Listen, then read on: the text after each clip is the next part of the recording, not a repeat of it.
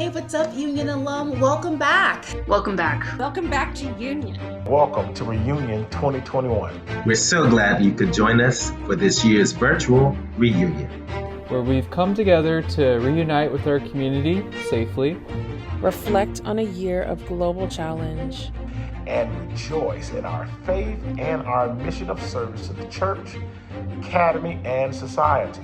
Now, more than ever, our community is called to truly change the world by bringing a religiously grounded, critical, and yet compassionate presence to the major personal, social, political, and scientific realities of our time.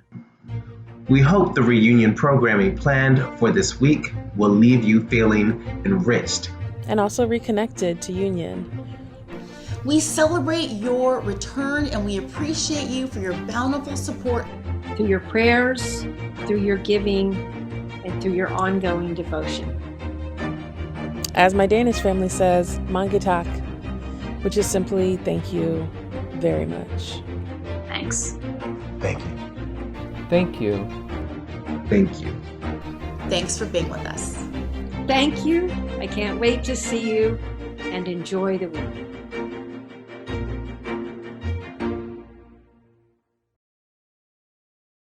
To you and introduce to others Dr. Sally MacNichol and Dr. Pamela Cooper-White.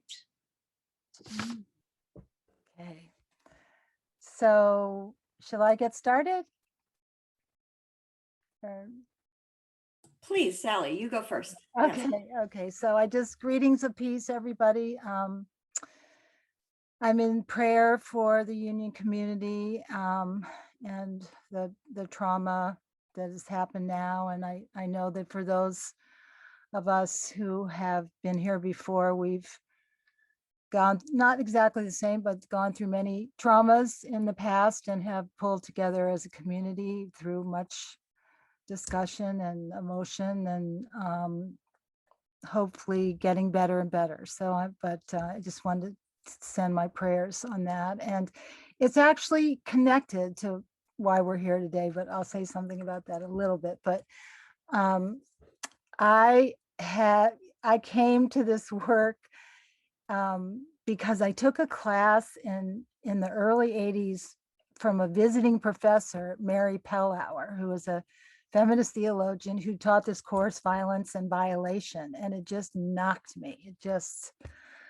And I decided to do my field ad at what we called then a battered women's shelter called Sanctuary for Families, which was also started by another alum, Alyssa Del Tufo, who also was founder of Connect, where I'm the co-executive now. And so I didn't know at that time that I was going to be have a second baptism, that I was going to be called into this ministry and find myself there 37 years later. But in that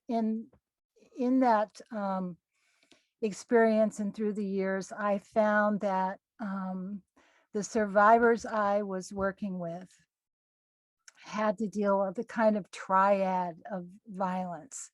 And one was the violence of the person who was abusing them. And the second violence was the violence of the state and not being able to count on systems. And even though we've made some headway, we are where we are, and it's that's a long, complicated thing. And then the third leg of that triad was the theologies that they had internalized, or the faith community's response to their situation. And it just called me to want to do this work with faith communities. So I have been working with faith communities during this time and all these years, which is 37 now, and have had the opportunity to partner with Union during this time and teach some SUs, and in which we always read Cry of Tamar, and it just became a book that was sort of lonely. I mean, there wasn't too much out there at all. And it was really a relief when it came, and it taught me so much. So I thank you for that, Pamela Cooper-White, so much. And, so I really came to want to work with the churches and other faith communities strongly. And I was very lucky to have a lot of field ed students come my way during that time. And I don't know if any are here now, but they're a long line. I have Oriana Mayorga right now, and recently Danielle Williams and Medina Jones and Keisha Kogan. And in my conversations with them and in our discussions about gender violence, I just learned so much and learned so much more deeply how critical the kind of thinking and challenge that is in Pamela Cooper White's Gender Violence and Justice, their collected essays, how important just and I'm not a clinician, I'm not a pastoral theologian by training, I'm just a theologian, but the power of theology and how critical it is, and it's so critical now in particular. And this is why Pamela's book, Dr. Cooper White's book, is so important right now for people to get on their shelf, because faith communities have the capacity to step up and to, especially now when we need to create new ways of finding justice and healing among ourselves, because we really can't count on so many of the systems. The church is just foremost, and really, so I just want to insist that people in their faith communities try to put this issue at the center. Now, Dr. Cooper White's book speaks to this place that I've seen things fall apart a little bit, which is, and it would be impossible to say enough about this book because it's very, very rich and very deep, and she does not split social justice from the clinical work, and that's what I find a lot of the church's response is, thinking that domestic violence is a personal kind of issue, that it's just about this one person who has a problem, and don't see it as part of what should be an overarching social justice program in any church. And that insistence of not splitting social justice and the clinical and the theological in Dr. Cooper White's book is so important. And also, I want to raise these words of multiplicity, of seeing how complex, how varied and multiple each situation is, and the field is, the insistence on not a linear way of counseling and of working on this issue. It's so critical. And I just wanted to read, it's one part from my foreword. In my experience, it is at the crossroads of theology, spiritual care, and the church's response to intimate violence that things often fall apart. There has been an increase in churches that I know of who are addressing this issue. That's really the truth. But what needs to happen is, for lasting transformation, is for people to take this issue on as to take it on and do deep theological work around the theological norms that perpetuate violence and the theological ideas and practices that could actually resist it. So, and transform it. So I want to really recommend this book. And there's one place that one chapter in particular, I mean, there are many chapters that are good, but Dr. Cooper White's discussion of forgiveness, which in my experience has been a core challenge and problem for survivors of violence, for those who are the secondary survivors of that violence, and those who perpetrate that violence, who cause that harm. Forgiveness is, as one person said, is a thorny issue. And I think that your conversation, Dr. Cooper White, has been, your dialogue and your looking at that issue in that chapter is so important. I think that we have a lot of misunderstandings about forgiveness and have not really done the kind of theological work we need to do. So, so with that, I just would like to say thank you to Dr. Pamela Cooper-White for your work and for just being steadfast through all these years, and for pushing and examining yourself and pushing yourself and looking more deeply. I mean, I thank you for that. And I thank the students who have come my way to have taught me so much.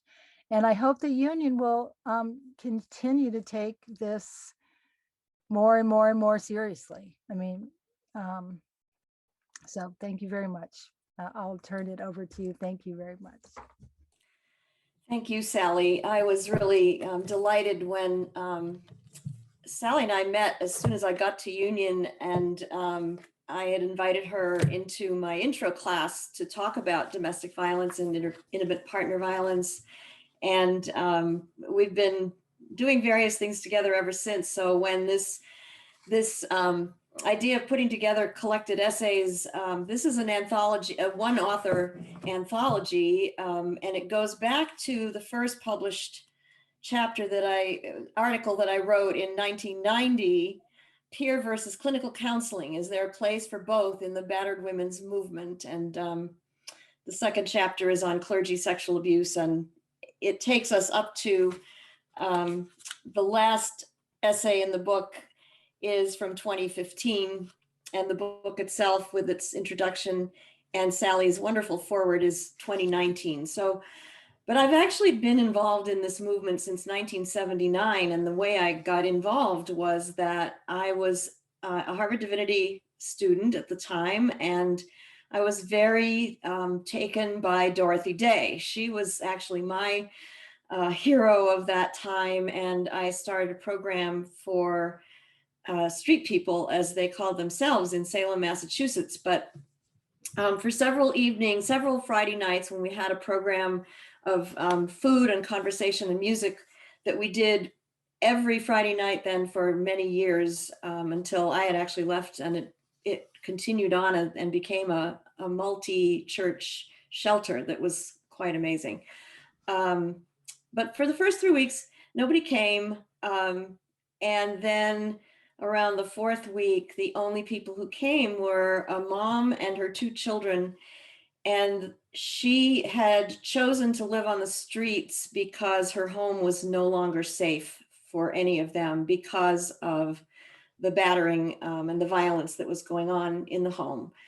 And so I really didn't know very much at that point about intimate partner violence. And I learned from just being with her and hearing her story, and I was completely pierced by that encounter. And so that was how I got involved. And over many years, I spent some time in direct service. I was the director of a shelter and a multi-service agency after having done my training and volunteer work in California, and have stayed in touch with both the movement and people who are still doing direct service work to this day. And everywhere I've been, I always make an effort to know who's in the community, who can be of support to our students, to others that we encounter, and to create partnerships to continue this advocacy work. So I wanted to do for you all today was simply to read a bit from the book, some selections that I have from the book with some updates, because there's more going on now than, and particularly with COVID, that I do want to make a few remarks about. And then we'll open it up for conversation. So I am going to share my screen with the book cover, because you don't need to look at me so much. And if you want less of the book and more of me, you can adjust that on your own screen as you like, but this is the book. So at the time of writing this book, which was published shortly before the COVID pandemic, we were already living in a time of collective trauma in the US. And after 40 plus years of working on this issue, New understandings of gender and violence against women have emerged, and we've witnessed a perhaps unprecedented rise in women publicly calling men to account for sexual harassment and abuse, while at the same time we continue to elevate perpetrators to high office in both church and state, and many repeat offenders lie low for a while and then reemerge to resume their careers with little public outcry, memory, or even awareness of their former malfeasance by simply trading one arena of work for another and carrying on as usual. And we probably know from the many instances of sexual misconduct by clergy that if they do get defrocked, they often end up being a family counselor or something in the helping professions, and they continue on as before. In 2016, we, including 52% of white women, elected Donald Trump a racist perpetrator in chief. I'm not going to pull any punches there. A racist perpetrator in chief whose abusive attitudes and treatment of women, public and evidence would strongly suggest in private, are well known yet appeared to be overlooked or just tolerated by large swaths of a general population. Like most perpetrators, his violent words and behavior were minimized or denied, often with outright lies, both by himself and all those who chose to protect him.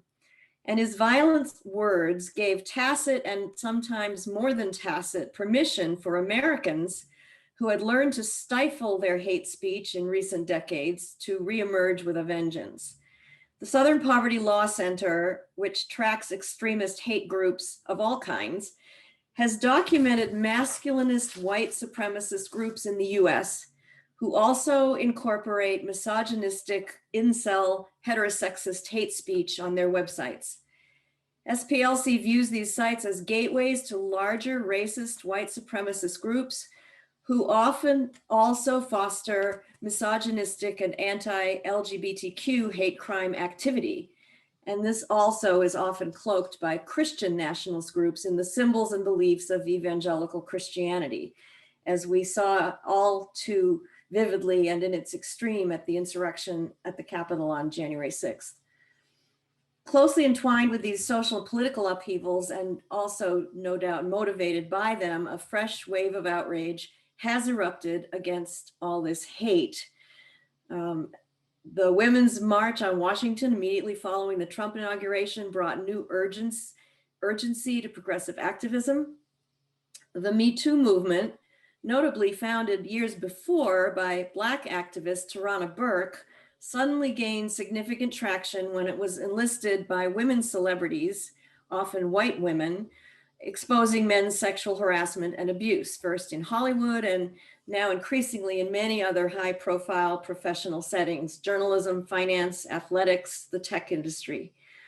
But we need to remember that the original Me Too movement was started by a Black woman as an effort at intersectionality to understand the ways in which racism, sexism, and violence are intertwined.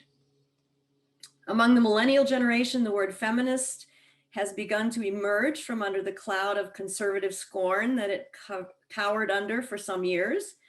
But the whitening of these movements as a white celebrity women have taken the spotlight has once again left women of color and working class women out of the equation. The word post-racial has been retired from use after the end of the Obama presidency in the wake of a rise of institutionally and socially condoned racist violence. The mask of white complacency is being ripped away now, again, as it seems that we never get out of this cycle. But we are in a period of ripping away the complacency, these public revelations of racist violence, which is not new.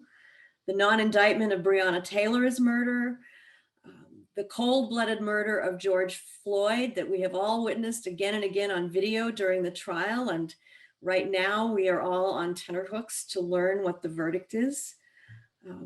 Certainly at Union and among our student community, we are waiting with bated breath to see what the outcome of that trial will be and if justice can even partially be done. And all the while, as shootings of unarmed Black and brown bodies continue and white supremacists are emboldened to increase their violence, and shocking to all of us at Union, this literally came home to our campus last week with the discovery of a noose in the utility closet on the roof, which also happens to be our home. So we're reeling in shock and dismay and anger. White supremacist backlash has been in the ascendancy during the Trump administration, but it has no means gone away. And it may be well to remember that much of the abuse and exploitation of women committed by men in the so-called liberal era of the 60s and 70s was done explicitly in the name of sexual liberation and progressive social change, especially in more typically liberal contexts such as the arts and among activist communities and liberal churches. So we can't only assign violence against women and LGBTQ persons as something that comes out of conservative communities. We also need to own our own complicity in liberal institutions. Christian churches have put policies in place in the 80s and 90s to curb clergy sexual misconduct, yet many still struggle to justly address the epidemic of child sexual abuse, especially in the Catholic Church. And even though we have these policies now, we often fail to fully enforce them against adult to adult sexual harassment, abuse, and exploitation. Clergy still get moved from parish to parish and district to district after cursory suspensions for supposed time for rehabilitation. And those who are permanently removed from ministry often find their ways into allied professions, such as counseling and social service work. The complex issue of so-called identity politics, which is now a term deemed as pejorative by the right, is valid and important, but it can also be twisted against progressive movements for justice as the machinery of divide and conquer poisons the capacity of advocates to build alliances across oppressions. We're challenged to find common ground, to build effective coalitions for change without appearing to make sexism, racism, heterosexism, or other forms of oppression equivalent or identical, or subsumed within one another to essentialize or conflate them. We need to recover the intersections among sexism, misogyny across all ethnicities, and racism across all genders, which in my experience were more prominent in the original movement to end violence against women and integral to staff training than they are today. And as Sally said, there's been a kind of a turn toward a clinicalization, if I can use that word, of the movement, and it's not often called a movement anymore so much as a social service. So even the most radical white feminists today still struggle to recognize and combat our own racism, and churches, including the Black church, can remain bastions of patriarchal privilege, even while mobilizing for other forms of social justice and equality. We're living in a post-traumatic time and a post-traumatic culture, or simply a traumatic culture, in which the increasing divide of wealth and power has not only built upon a legacy of past violence, chattel slavery, the genocide of Native American peoples, the routine oppression of women across the centuries. These constitute traumas that urgently require healing in our North American culture. But we're also living in a time of publicly tolerated violence that maintains an atmosphere of ongoing trauma, including gender-based violence. And we have to realize as we do this work that it's very difficult to heal from trauma when trauma is still happening. Gender is one of the emerging challenges for the future of the movement to end violence against women. On the one hand, the male-female binary is being challenged and broken down by trans non-binary gender activists who, in part inspired by writings of authors like Judith Butler and Anne Fausto Sterling, are protesting being boxed into stereotypical masculine versus feminine identities and seeking to embody an identity that is free to incorporate or discard elements of each, feminine and masculine. This has engendered, pun intended, fierce debates within the LGBTQ community about the authenticity of identities. For example, now traditional butch lesbian, transgender man, or queer non-binary gender. What is the proper way to identify? Is trans a gender swap that simply replaces one essentialist binary with the other?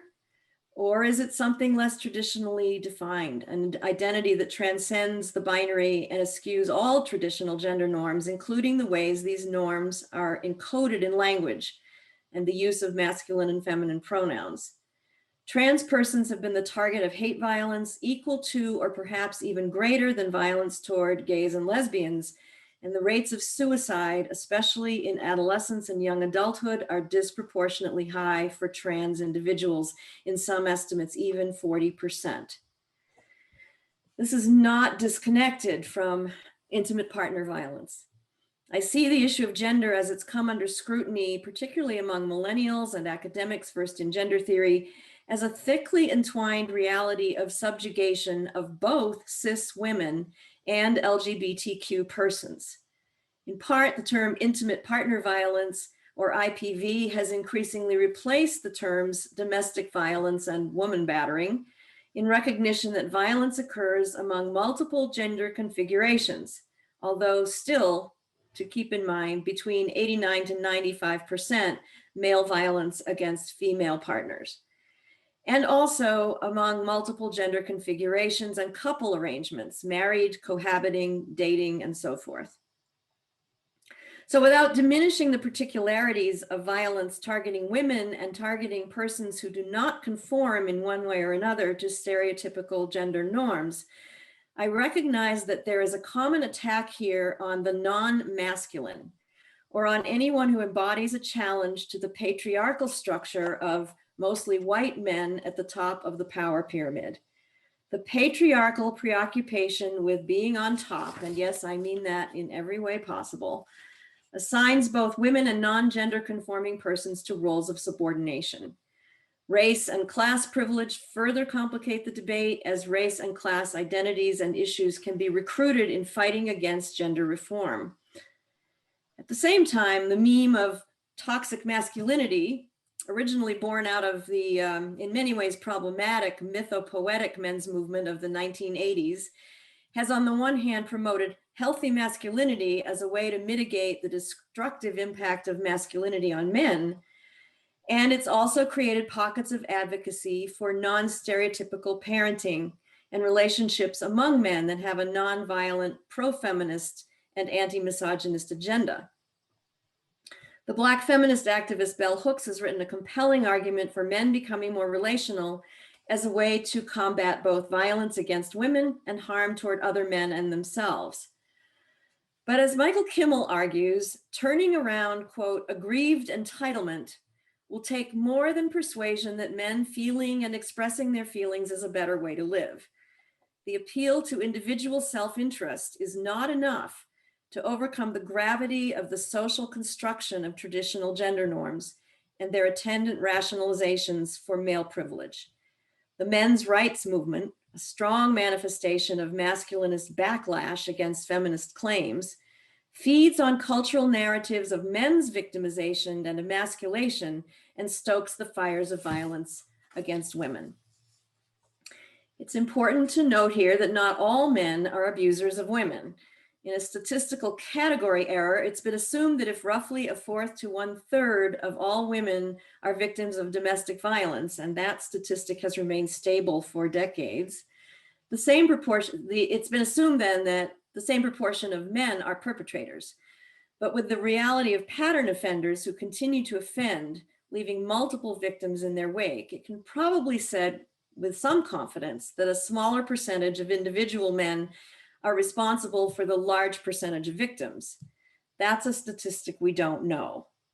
At the same time, the socialization of men to violence against both men and women is a dynamic in all relationships within a patriarchal society, and patriarchal patterns of dominance and submission require recognition and reform in all contexts and among all gender identities. Men in particular need to own up to the ways in which masculinist socialization has been harmful to themselves and others, and to do the men's work, as Paul Kuyvel, a long advocate and ally in the movement, has said, the men's work of confronting violence against women, especially among their peers in interpersonal situations. Finally, I want to say a word about COVID. I'm sure, as Sally and others who are working in direct service and advocacy can attest, the pandemic has wrought even more terror and suffering for intimate partners and children in the home. Isolation is already, for a long time, been known as a tactic of abusers. And the pandemic, with its lockdown requirements, only exacerbated the isolation that allows violence to continue in secret, with victims trapped due to COVID restrictions and unable to escape. The pandemic also caused severe problems for battered women's agencies, both in terms of observing health protocols in shelters, reducing the numbers of available beds, and also preventing workers from being on site, as well as COVID-related reductions in funding and volunteer support. Some reports based on calls to 911 have suggested that public assaults, burglaries, and more minor crimes committed by groups are down. And systematic data is lacking and somewhat contradictory, but it seems that those crimes are down during COVID. But it is clear that sexual assault, especially in the home, and intimate partner violence has increased. And there are statistics for that from a number of countries globally. And intimate partner violence has also resulted in shootings and homicides. And it's estimated that half or more of so-called domestic attacks are never reported to police for legitimate reasons of fear of the abuser, fear of the police due to racist policing, fear that their partner might be mistreated or even killed by police, fear among immigrants and refugees of being deported, and fear that nothing will happen, putting their children and themselves in greater danger of retaliation. I have the utmost respect for colleagues like Sally, who do their best in spite of this pandemic of violence within the COVID pandemic to help advocate for victims and survivors, to work with men to stop violence, and to educate congregations and the public about the dynamics of gender-based violence. So it's been my hope, first in writing The Cry of Tamar and now in this volume, that I've been able to assert an uncompromising stance for gender justice while recognizing the complexity of human personalities and relationships and the numerous socially constructed constraints that we internalize and hold us bound. As a therapist, I want to explore the depths of individuals' complexity and multiplicity of self-states, including self-blame, desire for revenge, claiming of agency and empowerment, healing and growth through suffering without excusing or wishing it away. As a feminist therapist, I also want to work toward the empowerment of women and other persons targeted for oppression, keeping these larger societal issues of injustice always in view as a factor, both political and psychological, that we all have internalized both consciously and unconsciously, in which we need to remember and to contest. Our clinical training and wisdom should not erase from our awareness that violence is wrong, period, regardless of anyone's internal motivations. No one deserves violence, no matter what.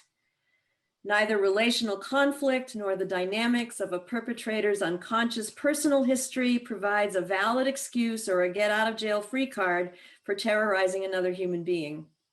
There are lines that simply must not be crossed. And from a theological point of view, and I'll end here, the prophetic balancing of the prophet Micah, holding kindness and justice and humility together, must take precedence over a watered-down Christianity of self-absorbed niceness and cheap grace. So thank you for listening, and I would be glad for us to have some conversation.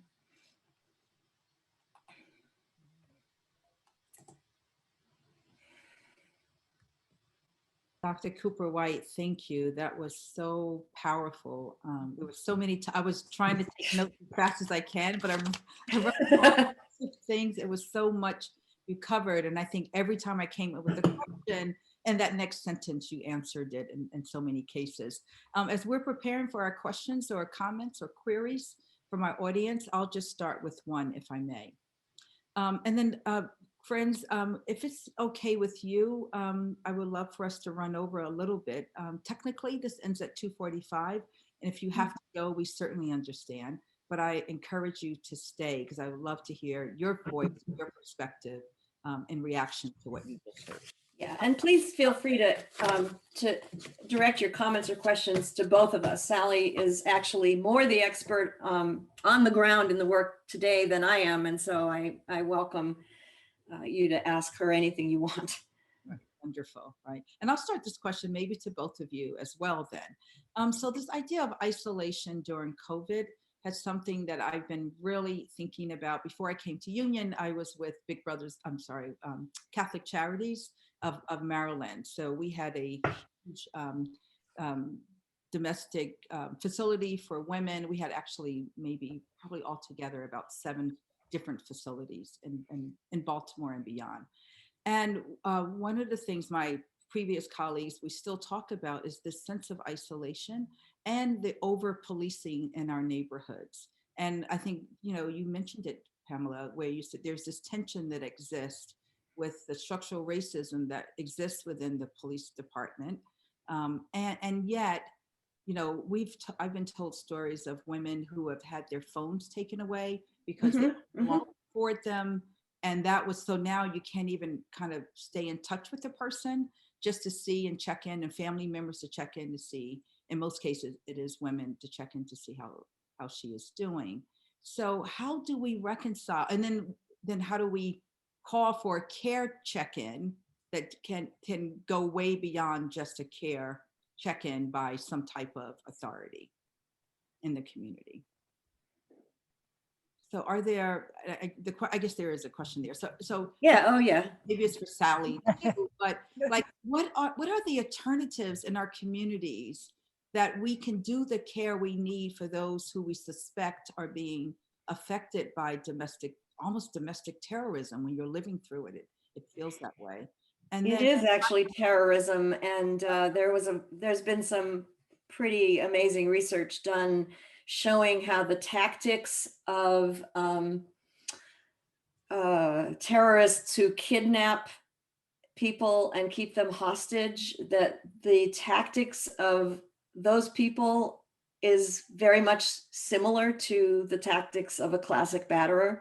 And isolation is, of course, just one of the tools in the toolbox. But I'm not surprised to hear about phones being taken away, and not only for financial reasons, but often abusers take phones away from their victims because they don't want them to have access to the outside world. And they do it by saying, oh, your family and friends don't understand you, they're no good for you. Or they say, I know that you are trying to reach out to your secret lover on the side, and so I'm not going to allow you to have a phone anymore because I know you're cheating on me.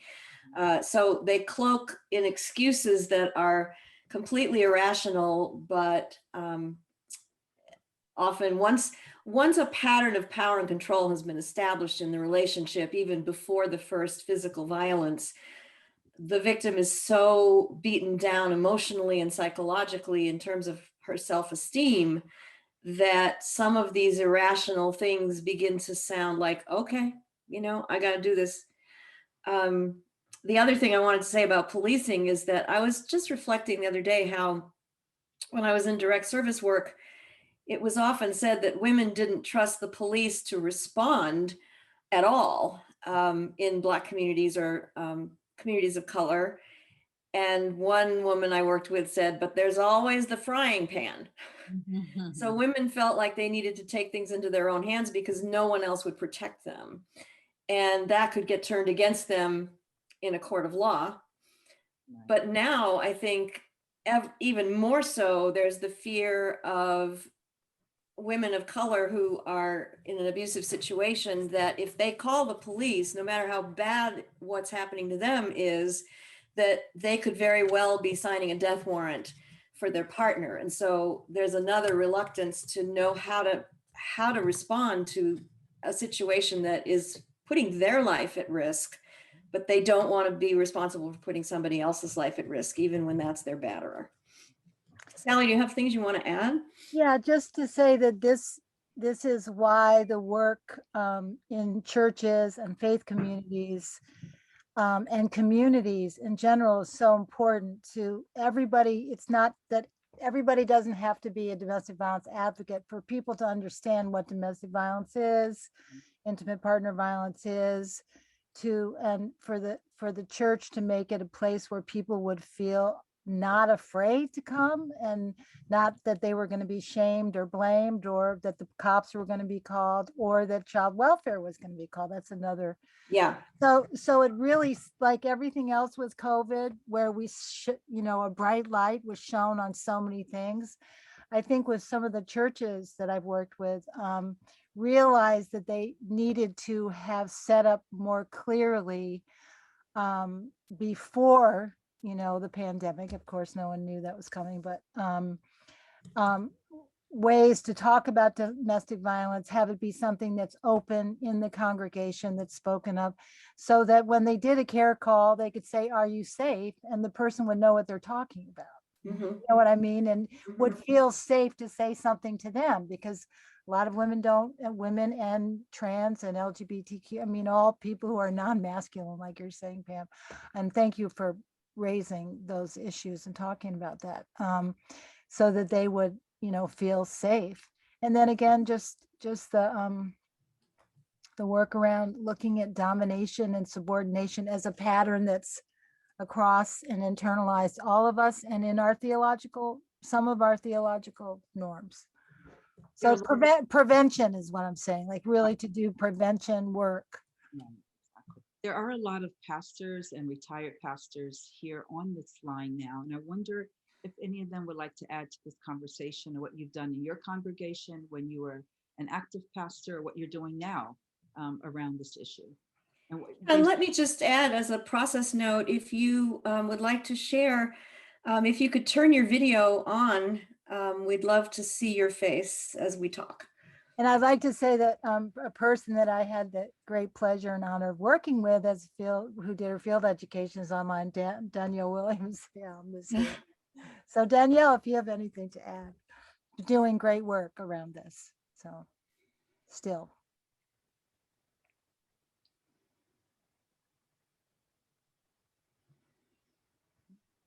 I'd like to ask a question. Yeah, please do. Go right ahead. I wonder if Dr. Cooper White, has any relationship to Pacific Lutheran Theological Seminary? Indirectly, I taught for 9 years at the Lutheran Seminary in Philadelphia, and we were all part of the Lutheran Seminary network. And I used to run the, well, that would be the wrong word. I used to direct and also listen deeply to the people working with us at the Center for Women and Religion at the GTU. And so at that time, we knew a lot of folks at PLTS who were part of the GTU consortium. So yeah. Your name is familiar. I'm a graduate of there as well as Union. Ah, okay. Thank you for both of your, both you and Sally. I really appreciate what you have said today from Washington State. Good to hear from you. Thanks. Thank you. Well, and I don't know that I would have written the book, The Cry of Tamar, if I weren't working at that time at the Center for Women and Religion, because we offered courses through the center, which was an affiliate of the GTU, and courses were offered for everybody in all of the seminaries. And I offered a course on, first I offered one course on intimate partner violence, which we then called battered women. And then I was encouraged by my board to expand that course to encompass other forms of violence against women, gender-based violence. And it was the designing of that course and feeling like, oh yes, these are related issues and I need to be able to address the larger umbrella of that was what led to writing The Cry of Tamar. So the GTU has a lot of, I have a lot of thanks for the GTU for being a holding environment for that kind of work. Thank you. Danielle? Oh, and I came a little bit late, so I missed a bit. But one question that's been floating in my mind, especially I saw last week there was Biden passed a huge package on gun violence, funding for organizations working on gun violence, and I couldn't help but think, how is that also being integrated with intimate partner violence? I follow a page and they keep track on a daily basis of Black women who are killed in intimate partner violence, and they literally post multiple times a day. Since January, I think it's at, last time I checked last week, it was 345 Black women killed in intimate partner violence since January 1st of 2021. So I'm curious about, in addition to, I know there's the Violence Against Women Act, but what are the advocacy efforts to get resources into the community to whether it's for the prevention, which is really, really big, prevention as well as intervention. I know at Connect, they do a lot of amazing work with like a men's roundtable to work with everyday men to talk about these issues and restorative justice. So I'm just really curious about what does that agenda look like and what are the asks that are being made? Let me just answer quickly about the Violence Against Women Act, and then I'm going to turn this over to Sally for an update on what's happening with legislation. But the Violence Against Women Act is a sore subject because Mitch McConnell has consistently blocked it from coming back to the Senate. It has to be reappropriated. The funding has to be reappropriated every some number of years, 3 or 5 years, and it hasn't been refunded for a really long time. And the Republican opposition has claimed that one of the stumbling blocks for them is that it would provide services to undocumented women. And it also has major flaws in terms of outreach to the Native American reservations. So, you know, Biden actually was the co-author of that act originally. And so I think a lot of us are hoping that he will push that through now that we have a little more power in Congress, and whether it could possibly come under reconciliation because it is a budget decision. So, but that's the level of legislative opposition that we're facing, and it's not only misogynistic, but it's outright racist. It's just, I mean, not even slightly hidden. It's completely overt, blatant racism. Completely. I don't know exactly the efforts in terms of the gun lobby people and intersecting with domestic violence. We've done a lot of work. We did a bunch of work about 5 years ago with the anti-gun people around New York.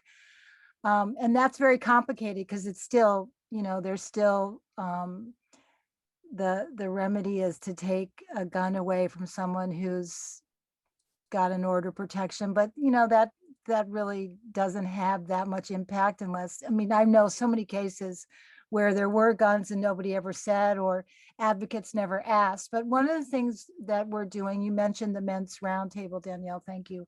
Because I'm co-executive director with an African-American man. And he does a lot of work, and some of my other male colleague, and some of us women do it too. We work with the gun and gang violence people in different communities in New York and try to get the violence interrupters to understand how intersecting intimate partner violence is with community violence, and that so many people, so many actual incidents happen because of gender, you know, because if you looked at my girlfriend, or, you know, there are lots of that going on because of you know, what's the word, making women property, you know, that's my property. And but also there's so much trauma from family violence that sends people into you know, the streets and into some hard stuff. So it has to be a multi-pronged approach but just to keep those two groups seeing that guns and community violence are connected. That what does things get a little bit too siloed, you know.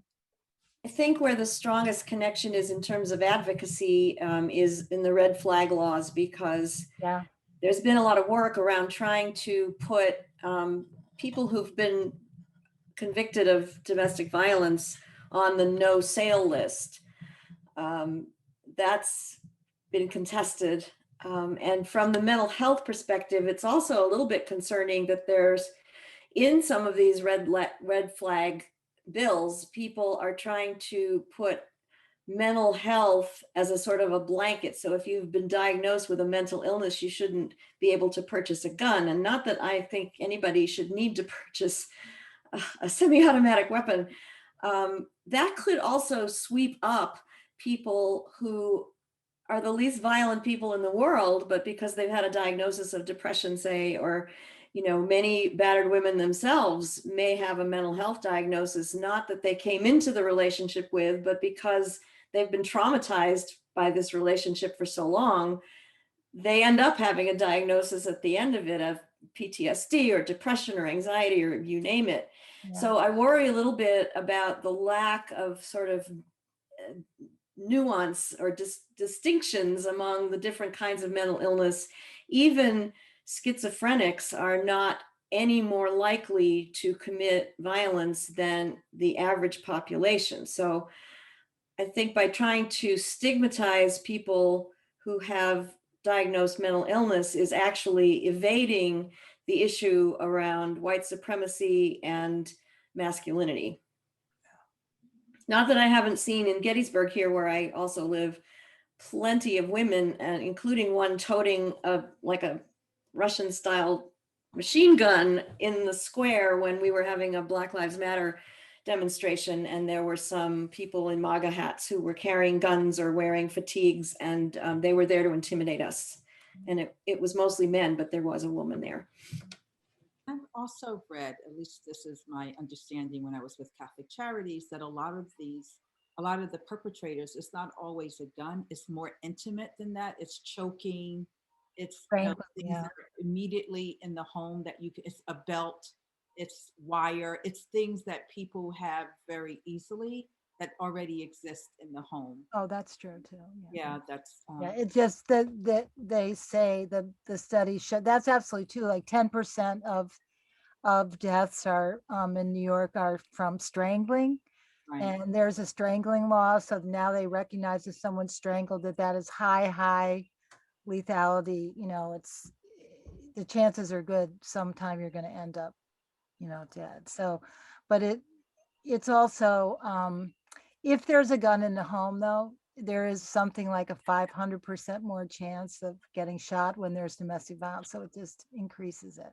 And it's also important to note that in these mass shootings, that something like 66%, or I don't know the exact number, but a high number of the people who have done mass shootings had domestic violence issues long before that nobody flagged. So it needs to be taken seriously at a way earlier stage. Well, and almost all mass perpetrators are men, usually younger men. It was for a while that it was mostly women victims, or that many of the mass shootings were, the motive behind it was revenge against a woman or women in general who did not want to have a relationship with them. But, you know, mass shootings are expanding in all directions at this point, but it's almost always men who perpetrate them. It's also true that in suicide, while more women attempt suicide, more men complete suicide because they're more often likely to use deadly means, most often firearms. So the prevalence of women attempting suicide says volumes about women's depression, but the completed suicides that men do says volumes about violence as sort of the only solution that often men are socialized to be able to use to solve some internal problem. And there's a question in the chat about women perpetrators, I think. Yes. You know, this always comes up in every conversation about intimate partner violence. The statistics have held true, and there was a very large scale study fairly recently now. The years go by, but it's even in this very, very large scale study, it is still 89 to 95% perpetrators of sexual and domestic violence are men. And we can't get away from that statistic. It's true that women have more access to power, I would say, especially white women. And it's not unheard of that a woman would abuse a child, or even usually where there's some kind of internal power imbalance in the relationship itself, where a woman takes on that role of dominance. But we have to remember that power and domination are embedded in the patriarchal structures of our society to begin with. So even if a woman rises to a certain level of prominence in a church or in an organization, it doesn't mean that she has power in the society in the same way that a man would have if this kind of situation came to light. And unfortunately, it also, there's harassment up. Most women in leadership have experienced sexual harassment or worse on the job, and it usually is not handled well. Betsy DeVos, while she was Secretary of Education, basically gutted the Title IX reporting laws so that it changed from, Title IX is to prevent sexual harassment in schools, and it changed the reporting from a process then that would ensue of investigation, and that a preponderance of evidence would be the standard, which is the civil standard. And now under her ruling, it is beyond a reasonable doubt. So it tilted the privilege again toward the person who is being accused. And it has had a chilling effect on students and staff and faculty reporting harassment on campuses.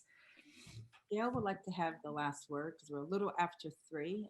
Gail, do you want to unmute? And yeah, I always feel like I don't know how to participate in this kind of conversation because I've just published a book called She Said God Blessed Us, A Life Marked by Childhood Sexual Abuse in the Church. And it was the director of Christian education in my local Presbyterian church who involved me in a relationship beginning when I was 16 that I was involved with her for not only sexually, but she had power over me for 15 years.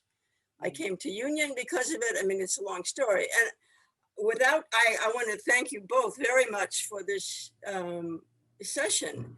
But I always feel as if my experience, and there are other people like me, even though we're not very many, we don't have any way to participate in this conversation because this conversation is about men and it's about patriarchy, and I don't know what else to say because we're out of time. But I just want to say that I've written the book because I didn't have a book to read, and I didn't have language to talk about what had happened to me. And as I say in my books, sexual abuse, it's not all created equal, and the differences matter, and we need to talk about them. So I'm really glad you brought that up, Gail, because I remember when this was decades ago when I was at Sojourn in Santa Monica, there was a very well-known article that was circulated in the battered women's movement at the time that was, guess who's coming to shelter? And it was how shelters were first beginning to deal with the reality of lesbian battering. And what quickly became the understanding was that if we're all absorbing a hierarchical, patriarchal way of living, that even in gay and lesbian relationships, someone may have a dominant role and want to control and have power over their partner, even if they don't fit the typical male to female battering. It is still the same kind of dynamic of power and control, which is kept in place through threats of violence or violence. And so the movement had to reconcile with something that in the beginning, I think we thought, oh, well, if you get women together, then it will all be fine because it's all the fault of men. And that is not true. But it's also heterosexual women who abuse. It isn't always within the lesbian community. I mean, this woman was married, had children, and she had been abused as a 12-year-old by her director of Christian education, who was also a woman. And that was back in the 40s when you really couldn't talk about this. Well, and child abuse by women tends to have a different character than child abuse by men or pedophiles, which is that it's easier for a woman to cloak the abuse in caretaking. Yeah. And so love. Yeah, it's hard. Well, and just, or medical intervention, you know, I have to do this to you because, and so it's certainly not unknown that women can abuse children. It's still statistically the fact that there are more male child abusers than female, but it doesn't mean it doesn't happen. And the people that it happens to are just as traumatized as any other victim. And boys can certainly be raped and abused as well. And we tend to forget that. And I think when men are victims of any of these forms of violence, because of indoctrination to masculinity, it's even more shameful. And it certainly feels shameful to many women too. But the shame associated with being victimized actually makes it harder sometimes for men and boys to report. So there's a whole layering of this, that layers of secrecy, which are of course reinforced by abusers. But we have to take it all seriously. Yeah. Thanks for sharing that. Yeah. As you can see, this conversation can go on and on and on. Yeah, sorry. No, it's wonderful. If we were in the same room, what you'll hear right now would be thunderous applause. But what you have is me just saying thank you both. Thank you, Pamela Cooper White. Thank you, Sally. We just so appreciate you bringing this subject to light for so many of us. And I would love to, you know, we have to think about, we can find another place to have part 2 of this. Thank you. Well, thanks to Rita and Ian for setting this all up. You've been doing a tremendous amount of work this week. Yes, thank you so much. Thank you. Yeah. We hope that you join us at 3:00. It's already started, but join us in the next section. Another professor is giving a lecture as well. So check a look at your schedules and join us for the next thing. We look forward to that. Yeah. Thank you. Sally, thank you again. Thank you. Thanks, Sally. Bye. Good to see everyone.